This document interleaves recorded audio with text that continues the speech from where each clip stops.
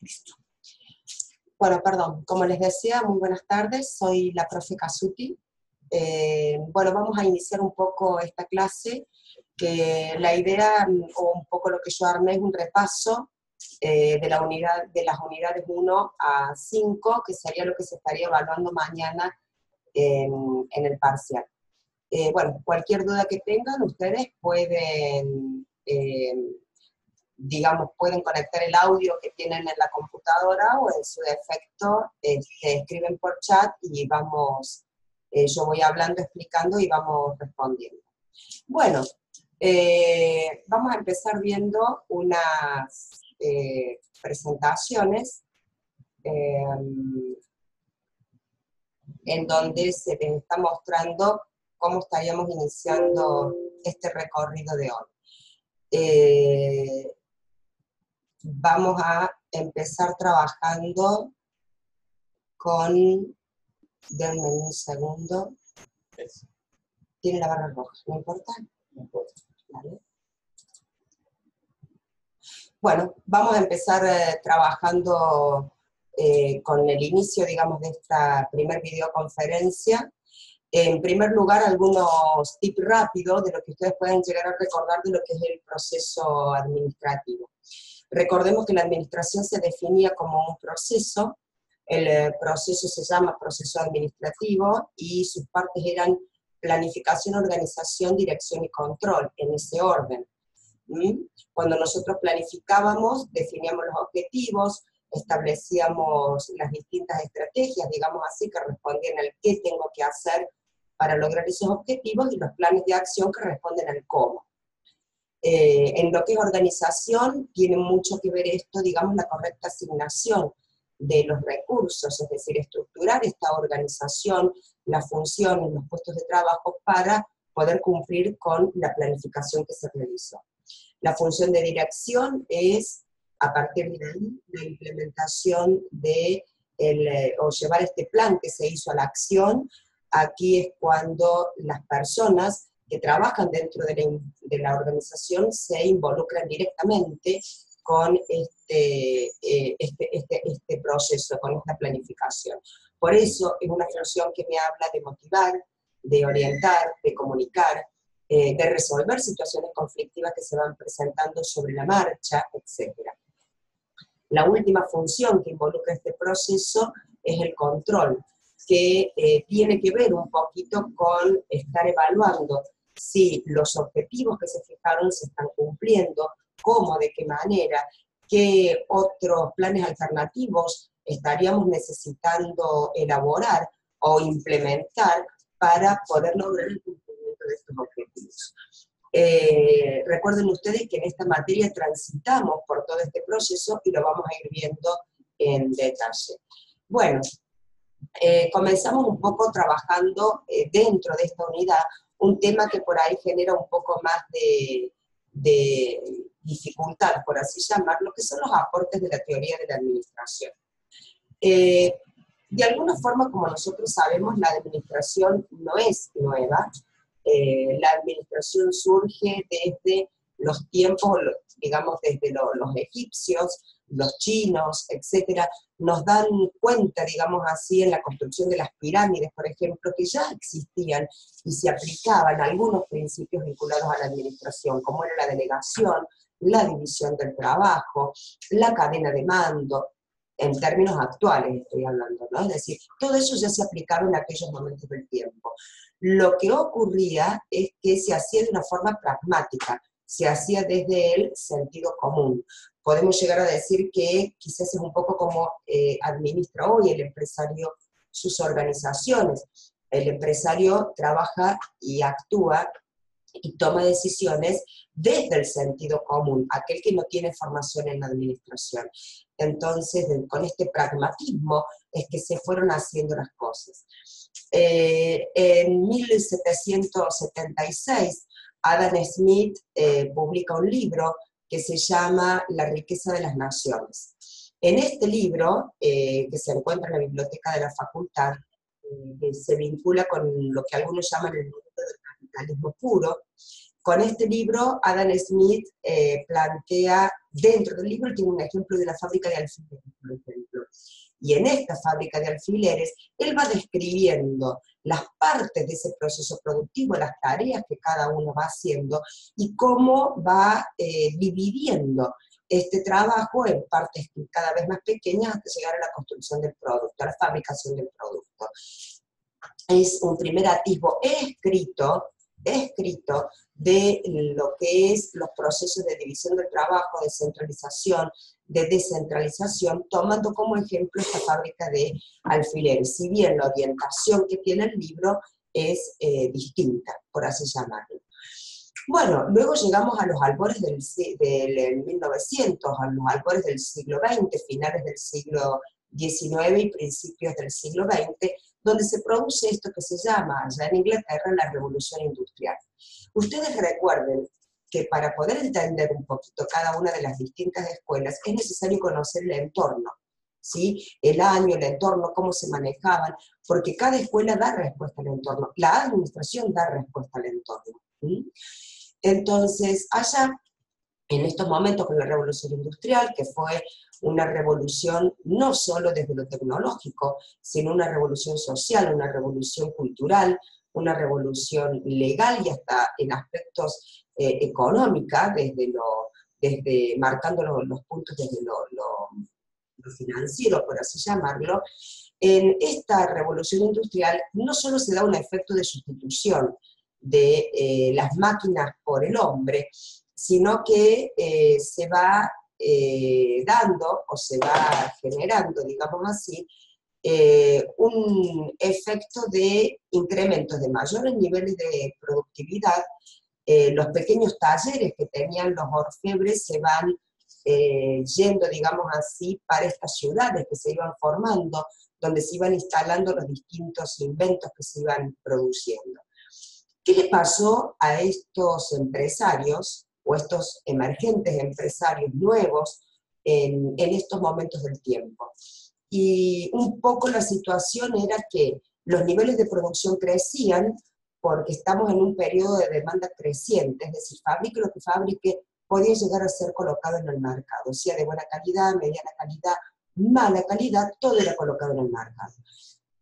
Pero del mismo modo que se incrementaba la producción, los costos de producción se incrementaban de forma exponencial. Por ende, la tasa de rentabilidades bajaban cada vez más. Ahí es cuando comienza a aparecer esta, como pueden ver en pantalla, esta primera figura de lo que el libro va a denominar el modelo clásico, que involucra a Taylor, Fashion y Max Weber. Comienza a aparecer en estos momentos del tiempo la teoría, esto que se llama la primera de la administración científica, de Henry Winslow Taylor, en donde Taylor era un ingeniero. Esta teoría se desarrolla en Estados Unidos, tiene un énfasis puesto específicamente en lo que es las tareas. ¿Por qué? Porque Taylor era un ingeniero, sí, pero que había sido operario. Él trabajó en las canteras. Su libro original está acá también en esta biblioteca. Él trabajó en las canteras y conocía perfectamente cómo se manejaba el obrero o cómo se manejaba el operario. Entonces, él decidió trabajar con algo que se llamó la organización racional del trabajo. El surgimiento de esta organización racional del trabajo fue a través de la observación. Él puede ver que en una cadena de producción, los distintos operarios que existían en esa cadena, cada uno trabajaba como le parecía. Realizaba los procesos como consideraba que los tenía que realizar. Por ende, él consideró y dijo que estas personas no estaban capacitadas para decidir cuál era la mejor forma de realizar un trabajo. Y ahí es cuando él comienza a aplicar esto que se llama la organización racional del trabajo y el método científico. Él científicamente comienza a estudiar la organización, va de las partes hacia el todo, por eso se ciñe básicamente de la base, y de ahí en adelante inicia un trabajo que fue digamos así, la gran base sobre la que se solventa después el resto de las teorías de la administración.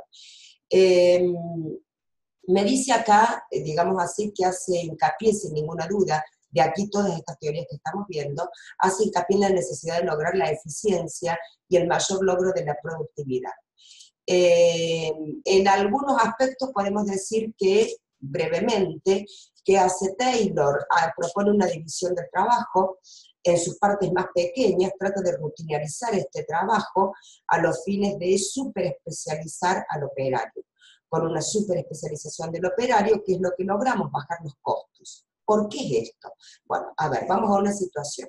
Si nosotros comenzamos a trabajar mañana, por ejemplo, no vamos a conocer todos los procesos y los procedimientos. Vamos a cometer errores, vamos a hacer las cosas más despacio, vamos a interferir en el trabajo de nuestro compañero para que nos esté explicando, etc. Todo eso, organizacionalmente, si bien forma parte de un proceso de capacitación, para la organización son costos. ¿Sí?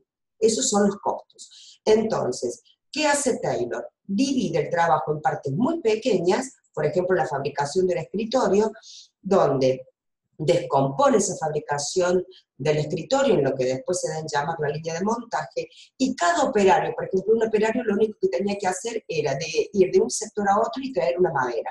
El otro operario tenía que limpiarla, el otro operario la lijaba, y así durante toda la jornada de trabajo. No hacían otra cosa. Obviamente, ¿qué es lo que nos pasa a nosotros? Si nosotros estuviéramos todo el día cargando facturas en la computadora, sin ninguna duda que nos vamos a producir el teclado de memoria. Y acá pasaba lo mismo. Eso es una súper especialización de un operario y se bajan los costos, ¿sí? Por errores, por defectos y por un montón de cosas. Lo otro que plantea y que propone Taylor dentro de esto es la selección científica del trabajador. Él observa en esa línea de montaje había una serie de trabajadores con distintas dotes físicas, por así llamarlo, y que no todos tenían el mismo rendimiento. Por lo tanto, él podía observar que quizás este trabajador, que era más delgado, que no tenía el peso corporal como para traer la tabla hasta el lugar, se cansaba más rápido, en esa parte del proceso productivo no era rentable, pero en otra parte del proceso productivo, este operario podía ser altamente rentable. Es lo que hoy se utiliza en las empresas, digamos, utilizan cuando seleccionan el personal, es decir, si la persona da con el perfil del puesto. Bueno, en aquellos momentos del tiempo, científicamente se hacía de esta manera. Junto con los esposos Gilbert, que los esposos Gilbert eran discípulos de Taylor y trabajaron lo que se llamó el estudio de tiempos y movimientos, que lo que se buscaba era lograr en el operario una productividad constante a lo largo de toda la jornada. Esta productividad constante, la forma que ellos obtuvieron, que ellos resolvieron poder obtenerla, era a través de la robotización, por así llamarlo, del empleado. Si ustedes ven la película Tiempos Modernos, van a ver que el empleado se maneja como un robot, haciendo movimientos de robot. Eso viene del estudio de los esposos Gilbert, discípulos de Taylor, donde se planteaba, digamos así, que de esa forma, con esta economía de movimientos y intervalos de descanso, podían llegar a niveles de productividad constante por parte del obrero. El otro aspecto que él plantea es la visión microscópica, le llaman algunos libros, que tiene Taylor de el hombre. En esta teoría aparece la figura del hombre económico, el homus economicus en latín, que me está diciendo que el hombre, en su concepción, el ser humano es, o el obrero, es una persona mezquina y culpable de todos los desperfectos que ocurren en las empresas. Necesita ser supervisado muy cercanamente, y su única motivación es la económica. No tiene ningún tipo de motivación más allá de la económica. Esto me lleva a la otra propuesta que realiza Taylor, que es el salario pagado por pieza. Taylor plantea y dice, acá observa que un pago semanal, por ejemplo, que se hace a los operarios, todo el mundo cobra lo mismo. Todo el mundo haya trabajado mucho, poco, producido mucho, poco, el pago era igual para todo el mundo. Él considera que esto es injusto, que no corresponde, por lo tanto, él en forma matemática calcula que en una jornada promedio, ejemplo de 8 horas, la persona debía producir 3.000 piezas. Le pone un valor a cada pieza y plantea, ¿usted quiere ganar más dinero? Bueno, bárbaro, lo va a ganar, produzca más y yo le voy a pagar por los niveles de producción que usted esté obteniendo. Bien, obviamente esta teoría tiene otros componentes, mucho más de lo que yo estoy explicando acá, es un poco como para dar una idea, pero los resultados que plantea esta teoría en relación a lo que yo había dicho al principio en su nacimiento y surgimiento es que aplicando, ¿sí?, la administración científica planteada por Taylor, allá alrededor del 1910 más o menos, aplicándola a las organizaciones lograron. Depende de la bibliografía que uno trabaje, pero la gran mayoría sostiene esto. Los niveles de producción aumentan, ¿sí?, considerablemente entre un 200 y 300%. Los costos disminuyen en la misma magnitud, entre un 200 y 300%. Obviamente las tasas de rentabilidad fueron bastante importantes. Por eso esta teoría es un atisbo y es la piedra angular donde se van desprendiendo el resto de las teorías de la administración. Por otro lado, vamos a empezar un poquito con Fayol. Henry Fayol es una escuela que nace allá en el viejo continente, nace en Francia. Obviamente que hay otro contexto social, estamos hablando del contexto de los reyes, estamos hablando de burguesías, estamos hablando de terratenientes, estamos hablando de otro contexto social, donde la mirada, es más, Fayol dice en un momento, administrar es sinónimo de gobernar. La mirada que se hace de la organización es de arriba hacia abajo. Solo algunos podían llegar a la cúspide de la organización, quienes tenían, digamos así, las dotes, las facultades, o por herencia, digamos así, podían llegar a administrar. Es en esta teoría donde se desarrolla el concepto de administración que nosotros seguimos a la actualidad. Fayol divide a la organización en funciones, como son, por ejemplo, la función comercial, la función de producción, etcétera, hasta que llega a la función administrativa. Y en la función administrativa, Fayol dice, la administración es un proceso, el proceso de planear, organizar, dirigir, coordinar y controlar. Luego, con la usanza, digamos así, esta función de coordinar se mira conjuntamente con la función de dirigir. Pero aquí es donde se define por primera vez el concepto de lo que es la administración, y siempre mirando la eficiencia organizacional.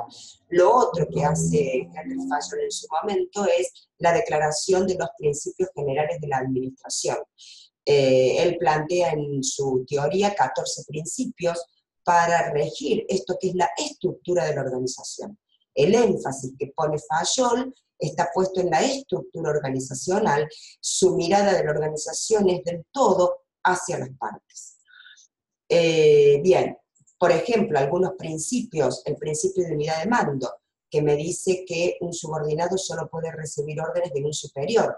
Por eso ustedes ven que nuestros organigramas siempre tienen un superior y el resto los subordinados. Otro principio es de unidad de dirección, que significa de alguna manera que si conocemos el objetivo, podemos dirigir todas las fuerzas de la organización para el logro de estos objetivos. Bueno, también fue una escuela importante, si bien se plantean como críticas, digamos así, que trabaja o actúa como un sistema cerrado. Esta escuela, igual que la de Fayol, porque no tienen en cuenta el componente informal dentro de las organizaciones. También fue una sumatoria importante a estos aspectos de la organización y muchos de estos principios se siguen rigiendo en la actualidad. La teoría de Max Weber, la teoría de la burocracia, si bien llega al campo de aplicación en lo que es administración, allá después de la Segunda Guerra Mundial, allá por el 1940, es cuando se aplica esta teoría, está planteada en los albores del siglo XX, porque Max Weber escribe esta escuela allá alrededor del 1900, en los mismos momentos en que lo hacía Taylor y Fayol. Y este aquí, que Max Weber en ningún momento escribe esta escuela para regir organizaciones. No fue un trabajo específico como el realizado por Fayol o por Taylor. Él crea esta historia, el modelo burocrático, que deviene de la ética protestante, que deviene, digamos, hay todo un componente social atrás de esto, digamos así, bueno, no sé si ustedes manejarán la logia de Lautaro, es decir, ese es un componente histórico que está atrás de lo que plantea en su modelo burocrático Max Weber. Él hace una teoría, digamos así, para regir sociedades, no lo que es una organización propiamente dicha. Es más, él en su libro nos habla de una clara diferenciación de 3 tipos de sociedades: la sociedad carismática, la sociedad legal y la sociedad tradicional.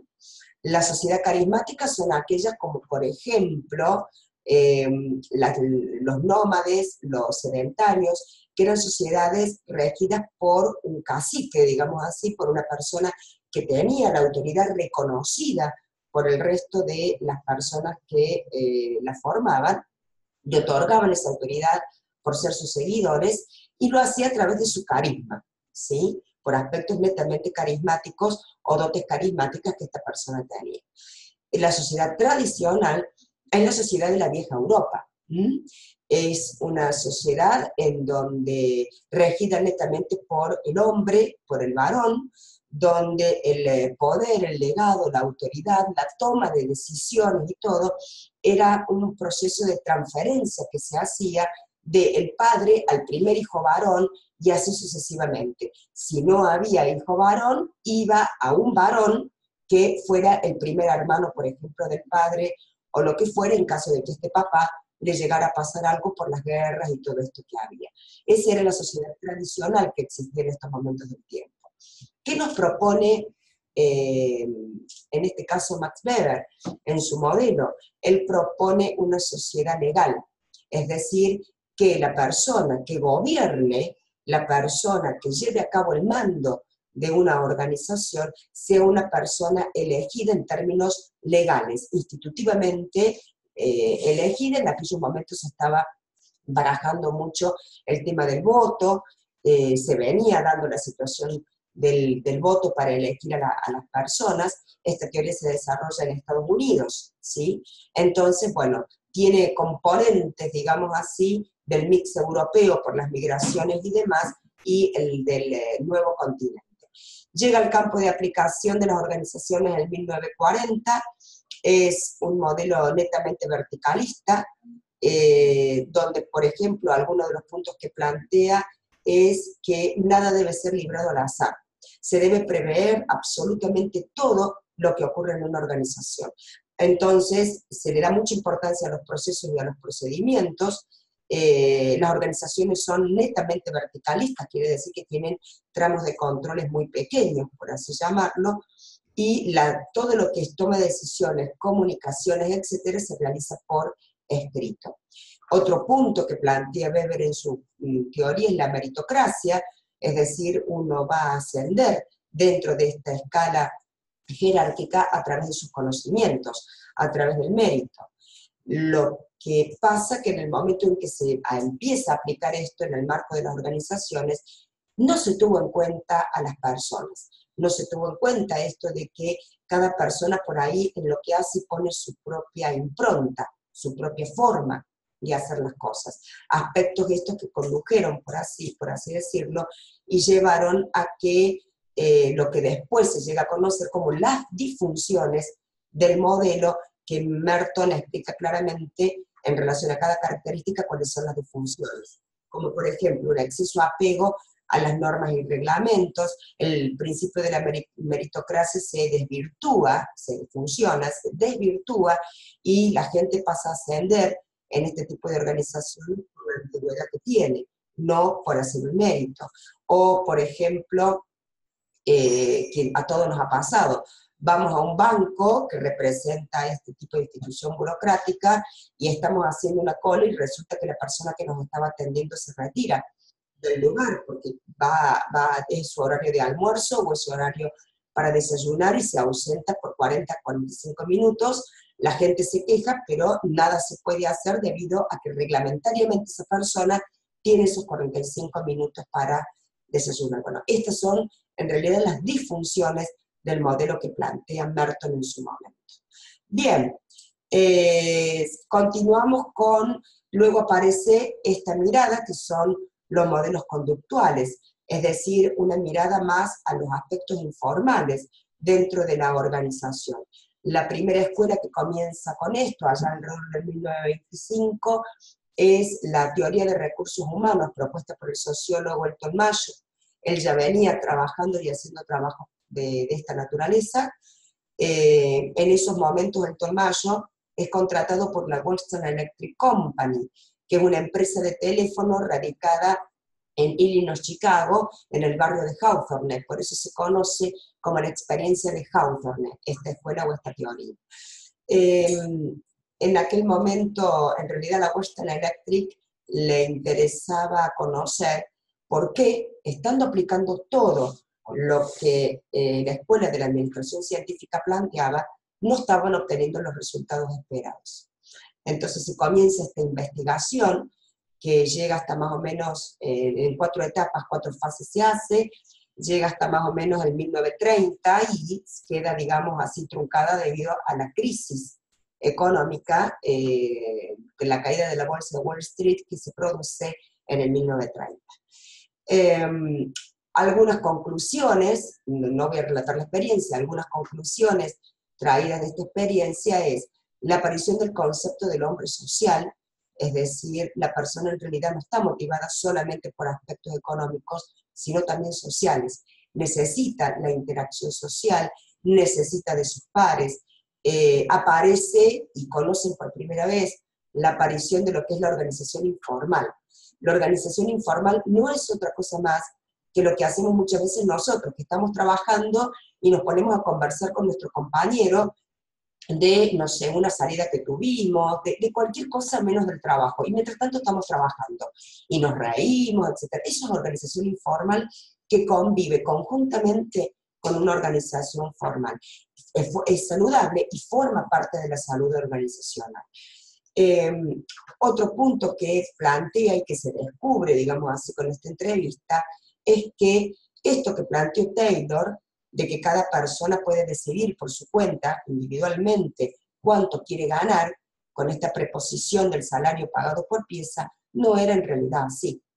En realidad lo que pasaba dentro de las organizaciones es que en cada departamento, en cada servicio, en cada unidad administrativa se producen grupos, ¿sí? Grupos de trabajo. Estos grupos de trabajo son manejados, por así llamarlo, por un líder, pero un líder que surge naturalmente entre los compañeros de ese grupo. Y, por ejemplo, el supervisor o el jefe le planteaba al grupo que tenían que llegar a un nivel de producción de 5.000 llamadas. El líder miraba hacia adentro del grupo y decía, chicas, hasta 2.500 llegamos. Es decir, no se cumplía con lo preestablecido. Si alguien que por primera vez ingresaba al grupo comenzaba a trabajar a un nivel para llegar a lo que se le estaba exigiendo, que eran las 5.000 llamadas, el mismo grupo se encargaba de lo que llaman en ese momento en la escuela, generar o propiciar los castigos y penalizaciones sociales a esa persona para que no pudiera llegar a esos niveles de producción y poner, digamos así, en evidencia el trabajo de estas personas.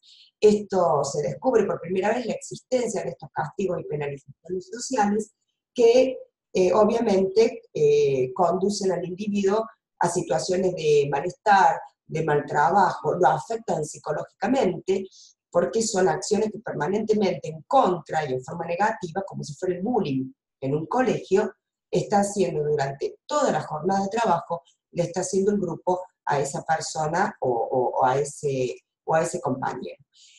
Bueno, posteriormente, sin ninguna duda, van apareciendo otros conductistas que van profundizando todo esto, y me interesa un poco llegar al 1960, digamos así, con lo que es el atisbo de la teoría de sistemas, que recién ahí, a partir de 1960, es como que hay una unión de la parte formal e informal dentro de lo que es la organización.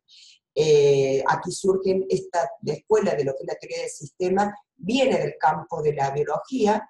Ludwig von Butterfly es quien, digamos así, propone el estudio del campo de la teoría de sistemas para todos los organismos vivos, y esto es tomado por la ciencia de la administración, considerando la organización como un sistema abierto, como un organismo vivo, y que obviamente recibe y presenta todas las características, parámetros y propiedades que tienen los sistemas abiertos, ¿no? Valga la redundancia. Luego aparece esto que ustedes ven en pantalla acá, el modelo de contingencia, que el modelo de contingencia plantea algo, y es que en la administración no existen recetas. Es imposible que podamos generar, lo que se había hecho a principios de siglo, un modelo que sea replicado exactamente en cualquier tipo de empresa u organización, y eso nos vaya a conducir al éxito. La teoría de contingencia me dice, señores, cada organización es única, cada organización tiene su propia cultura, su propia identidad, sus propios valores, sus propias formas de hacer. Por ende, fijemos objetivos en función de lo que esta organización puede hacer. Nos dediquemos un momento para estudiar cada organización y generemos planes para que esta organización pueda llevarlos a su implementación y los pueda llevar a cumplir. Y ojo, recuerden ustedes que las organizaciones son sistemas abiertos, por ende, están pasibles y son permeables a recibir en todo momento del tiempo las influencias del entorno contexto. Por ende, no hagamos planificaciones rígidas, tenemos que dar lugar a la flexibilidad, tenemos que dar lugar a generar planes alternativos, o en algún momento Mixler en un libro de él, en uno de sus libros denomina las estrategias emergentes. Tenemos que dar lugar a estos planes emergentes, digamos, distintos planes alternativos, sin cambiar el objetivo, pero distintas formas de poder llegar a cumplir un objetivo si esta vía no nos está resultando factible o no nos resulta posible. Bien, comencemos un poquito ahora a hablar acerca del marco de la globalización.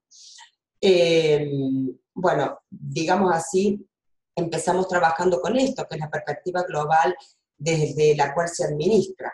Sobre la base de esta perspectiva global hay una palabrita que se llama el provincialismo. El provincialismo nos está refiriendo a todas las creencias desde el punto de vista cultural que tiene un país, un país, bien digo, una nación, una localidad, una ciudad, que se encuentran muy arraigadas dentro de esta nación, país, provincia o localidad.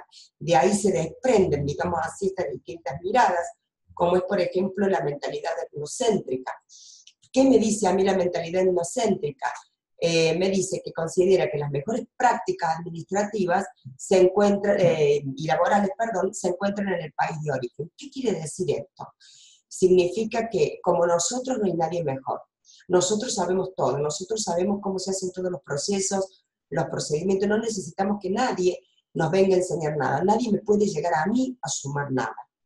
Eso está significando, es decir, todo, si yo, digamos, globalmente contrato personas de otro país, ¿sí? Estas personas no me interesa qué valor me pueden agregar ellos desde su mirada o desde lo cultural, porque acá las cosas se hacen como yo digo, porque la mejor forma de hacerlas son las nuestras, son las que nosotros decimos.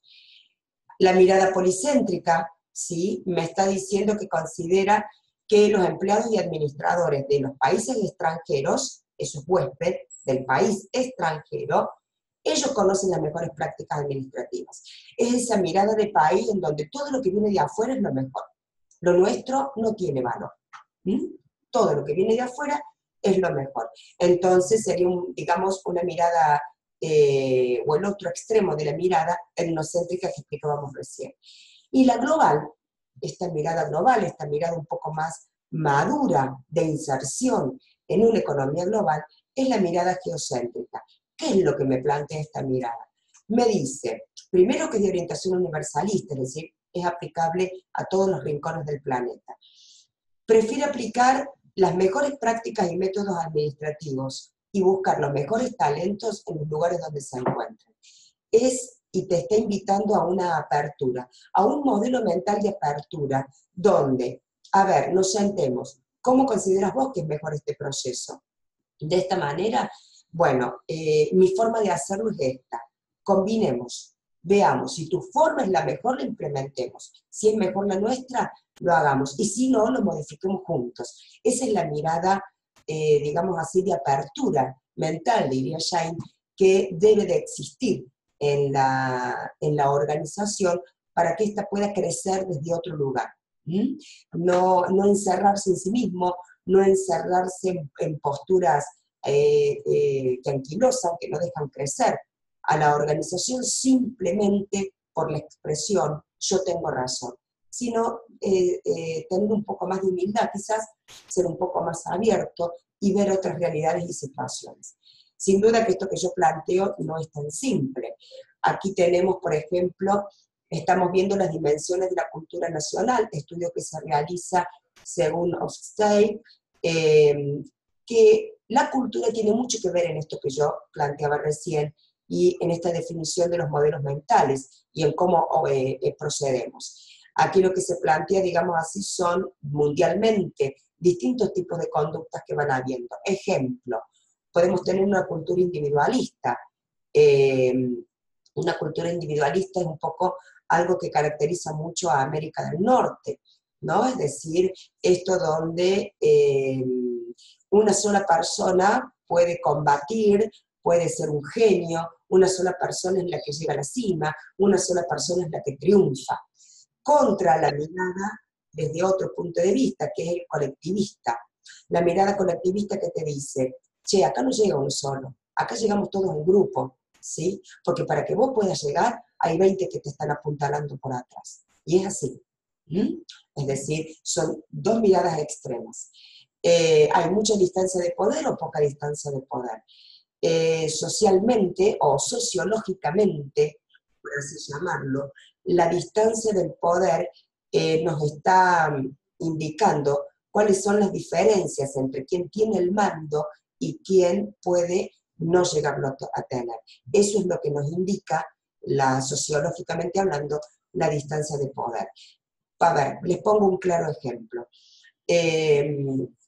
No sé, ustedes ven Los Simpson y está el señor Burns en su oficina y fíjense ustedes cuando Homero entra a la oficina, la distancia que existe hasta llegar al escritorio, todo lo que pasa, los lujos, es decir, todo ese contexto te está indicando que hay un alto grado de distancia de poder. Vos acabas de entrar a la oficina del jefe, de quien gobierna esta organización.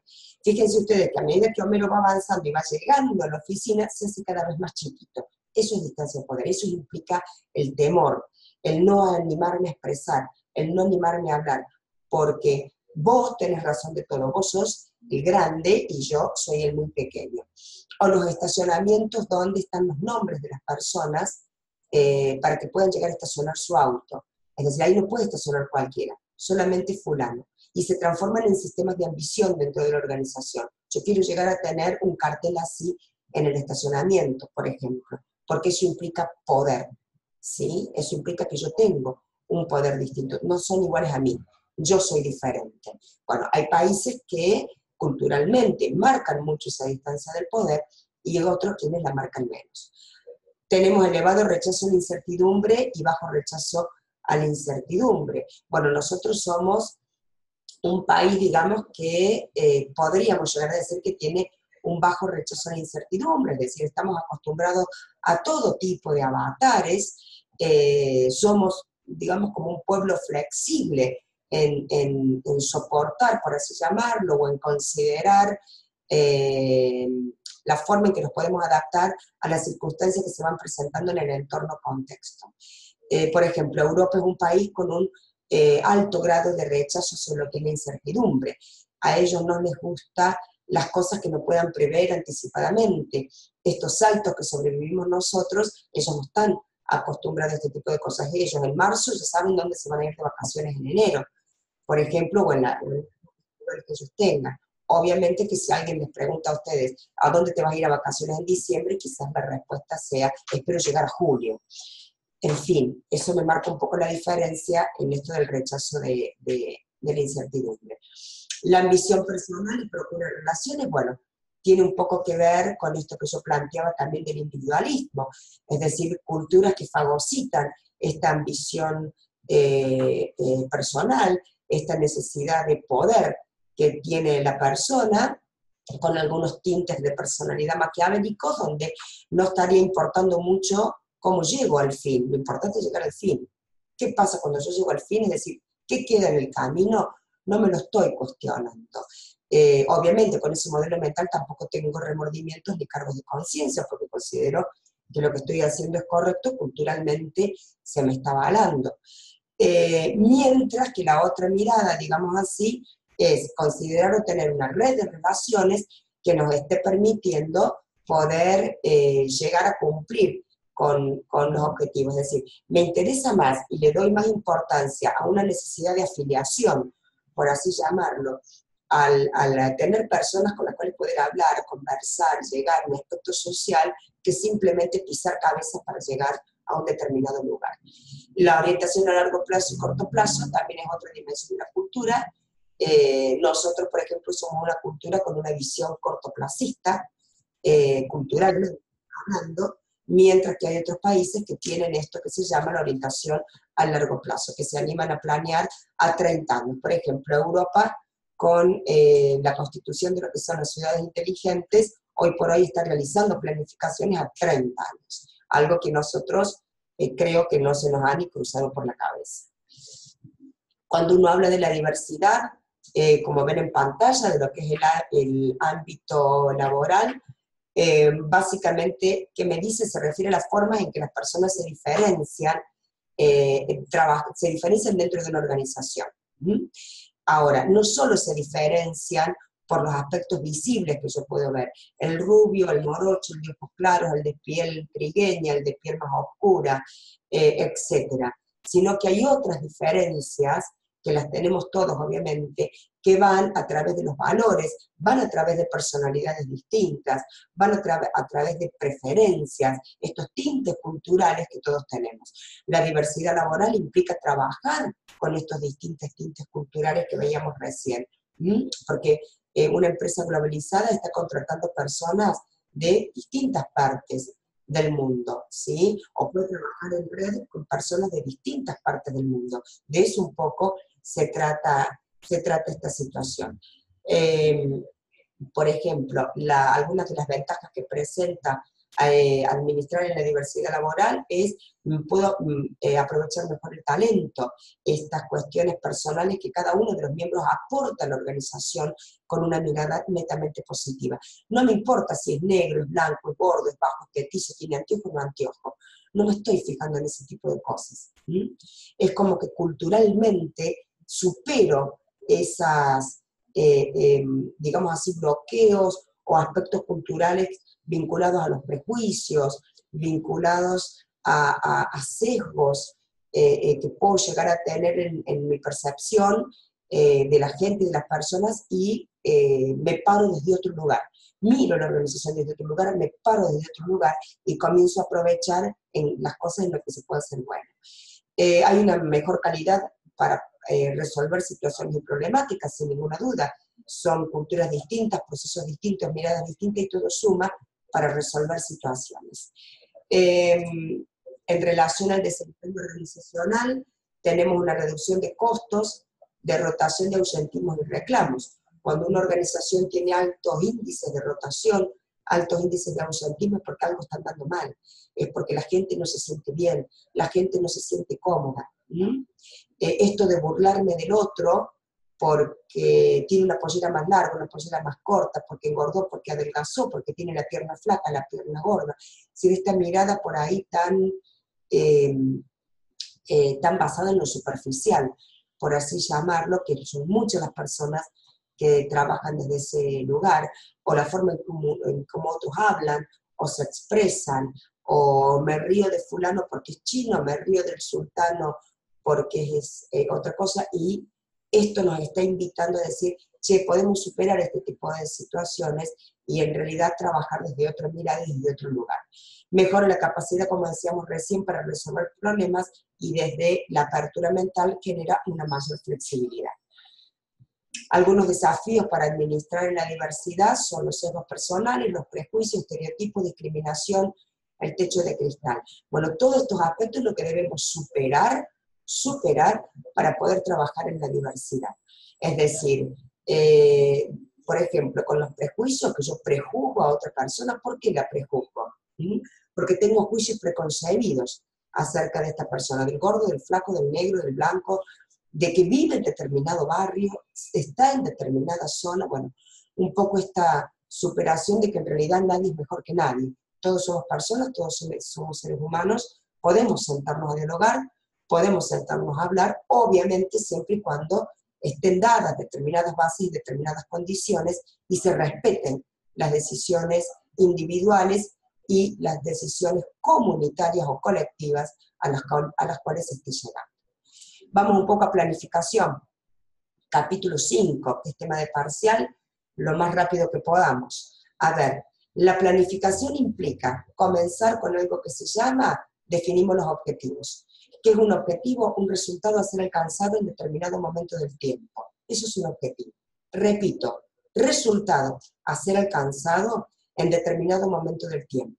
Tenemos que tratar de cuantificar este objetivo, ¿sí? Para aunar los esfuerzos, dirigir los esfuerzos de la organización en esta tarea que es la organización para el logro de esos objetivos, y no que exista ineficiencia, es decir, no que exista un despilfarro de las funciones entre lo que podemos llegar a hacer y los esfuerzos que hemos puesto. En determinado periodo de tiempo, dije, los objetivos deben estar definidos en el largo, corto y mediano plazo. Segundo paso, ¿qué tengo que hacer para lograr esos objetivos? Entonces, ahí establezco la estrategia para lograrlo. El marco estratégico es tema del capítulo 6, lo vamos a ver en otra videoconferencia, no va al parcial, por lo tanto no voy a profundizar en ese punto. Y el último punto que hace es, una vez que logro el qué tengo que hacer para lograrlo, veamos los cómo. Los cómo se definen por estos planes, ¿sí? En donde hubo de alguna forma cada plan va a tener sus objetivos, planes ideados por áreas dentro de la organización, donde yo puedo ir integrando y coordinando las distintas actividades, es decir, ahí empiezo a ejecutar el proceso, no solo de organización, sino de dirección y de control. ¿Cuál es la utilidad de la planificación? Otorga una dirección, sin duda, lo que algunos libros llaman un vector fuerza, para el logro y el alcance de los objetivos organizacionales. Reduzco la incertidumbre, porque previo a eso tuve que analizar un entorno, un contexto organizacional, y también tuve que analizar la empresa, saber cuál es la masa crítica con la que esta organización cuenta para llegar a alcanzar estos objetivos. Minimiza el desperdicio y la redundancia, porque redefino los procesos y los procedimientos de lo que voy a tener que hacer para alcanzar estos objetivos, y obviamente me dice establece objetivos y estándares, pero esto es la desagregación que se va realizando del gran objetivo organizacional en pequeños objetivos para lograr el cumplimiento de los planes.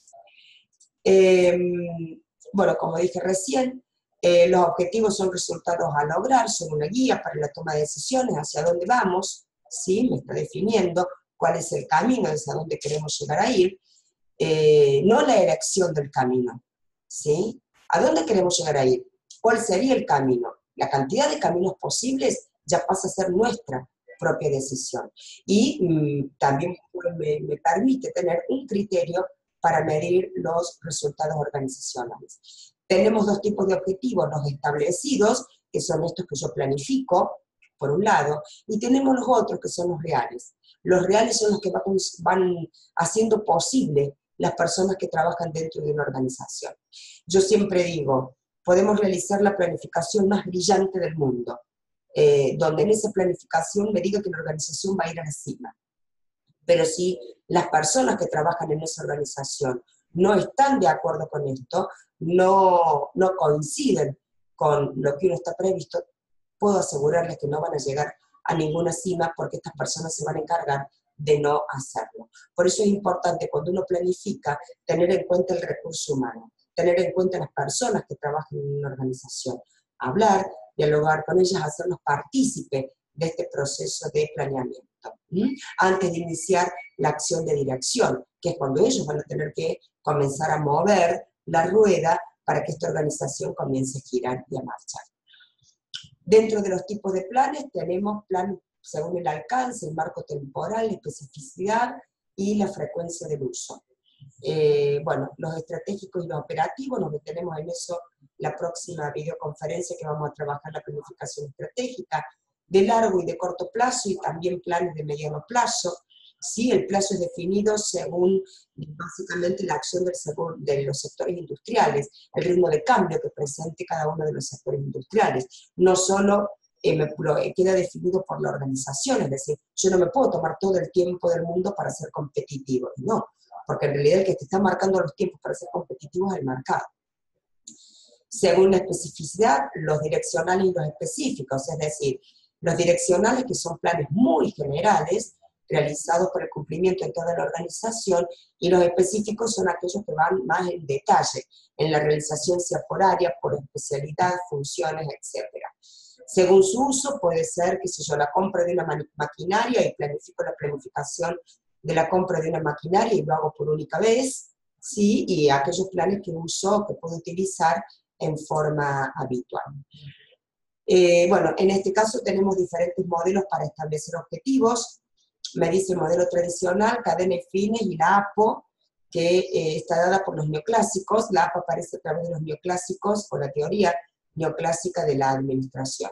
El método tradicional es un método netamente verticalista, con cero participación, donde los gerentes de la organización determinan cuáles son los objetivos que se van a cumplir y de ahí van descendiendo por la escala. El método cadena y fines sí tiene una participación por áreas, va definiendo los objetivos organizacionales y se van desagregando en cada unidad de la organización, pero con la participación de los distintos miembros que la integran y la componen. En la administración por objetivos aparece por primera vez el concepto de, con la teoría digo, que la propone, aparece por primera vez el concepto de lo que es la eficacia, es decir, el desempeño de un administrador es evaluado en términos de eficiencia y de eficacia. La eficacia mide el alcance de los objetivos. Y la administración por objetivos me dice que consiste en establecer objetivos derivados de acuerdos y utilizarlos para medir el desempeño. Y también se hace en forma escalonada, desde la cima a cada una de las distintas partes o áreas de la organización. A nivel de modelos de planeación podemos llegar a tener el modelo tradicional, que me dice que parte del nivel superior y va descendiendo hacia abajo, con poca participación de los involucrados en la organización, es decir, porque aquellos que lo van a implementar al modelo, y lo que se está utilizando mucho en la actualidad es el modelo participativo, en donde todas las personas intervienen para realizar o para proponer las resoluciones o las acciones que la empresa puede plantear.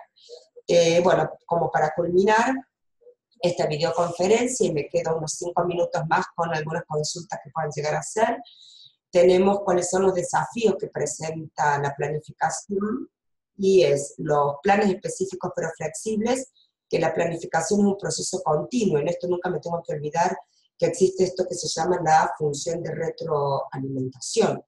Es un proceso continuo desde esta mirada, donde permanentemente esa función de retroalimentación le está dando la flexibilidad que estos planes necesitan para generar las acciones correctivas o nuevas propuestas.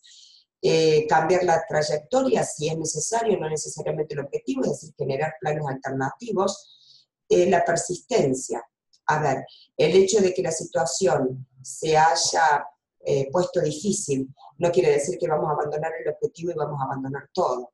Sin ninguna duda que la planificación implica un ascender, un crecer hacia otro nivel. Y nadie dijo que eso era fácil, ni que nadie era simple. Por lo tanto, la persistencia y el persistir hasta poder lograr el objetivo es un aspecto importante. El enseñar, el aprender a planear.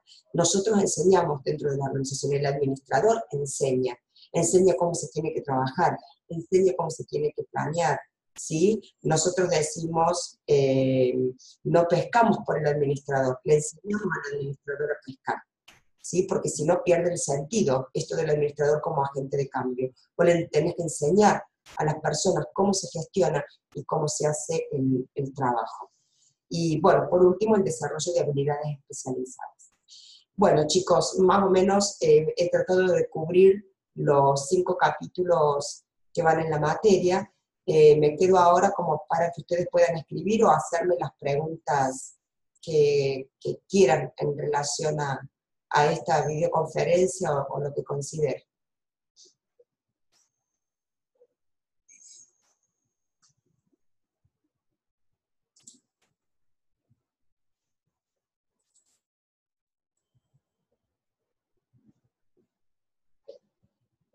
Bueno, ¿se escucha bien? ¿Cómo? Dejar de compartir. Ah, perdón. Me están ayudando. Así ves el chat más. Dale. Bueno, Mauro me pregunta de cuál es la modalidad del parcial. El parcial presenta un poco los trabajos que hemos hecho en el aula virtual y los controles de lectura. Ustedes van a tener preguntas teóricas que pueden ser verdadero o falso. Recuerden que tienen que responder si es verdadero y o falso, tienen que poner verdadero o falso y fundamentar en ambos casos, no solamente en el caso que sea la pregunta falsa. Otro punto que tenemos en el parcial, van a tener preguntas de desarrollo y pueden tener o van a tener situaciones, digamos, tipo problemáticas, como las que se vienen trabajando, para que ustedes apliquen los contenidos teóricos o aprendidos. Bueno, no sé, ¿alguna otra pregunta, algo que quieran hacer? Tania, Ailén, Soledad, Germán, Karen, Lourdes. ¿Tenemos alguna otra pregunta o podemos ir cerrando?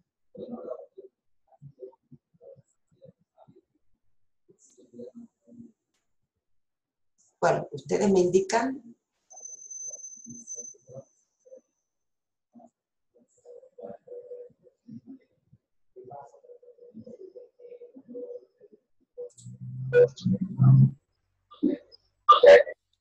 Bueno, ahora escucho. No sé quién habla. Ezequiel. Ezequiel.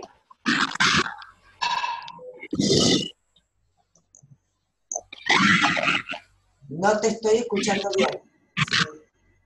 Si me podés escribir mejor, no te estoy escuchando.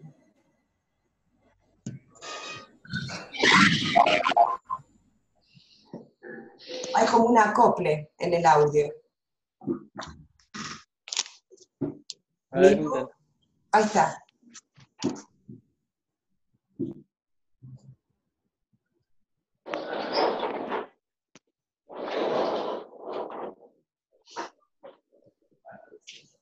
Sí, pero ahí aparece JCNeo cuando se prende ahí. ¿Me escuchan? ¿Quieren consultar algo? ¿O estamos terminando?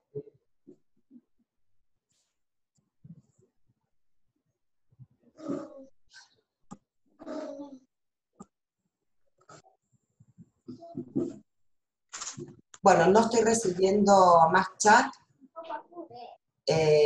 ni tampoco audios. Activé el audio de todos y no estoy recibiendo. Así que bueno, la verdad que espero que les haya sido útil, espero que esta videoconferencia les haya servido. Bueno, cualquier cosa seguimos por el aula virtual.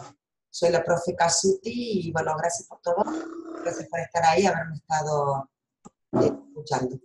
Yo estimo que esta videoconferencia va a estar puesta en el aula virtual como para que el resto de los alumnos que no hayan podido conectarse puedan hacerlo. Bueno, un abrazo a todos, mucha suerte mañana y nada, espero que esté todo bien.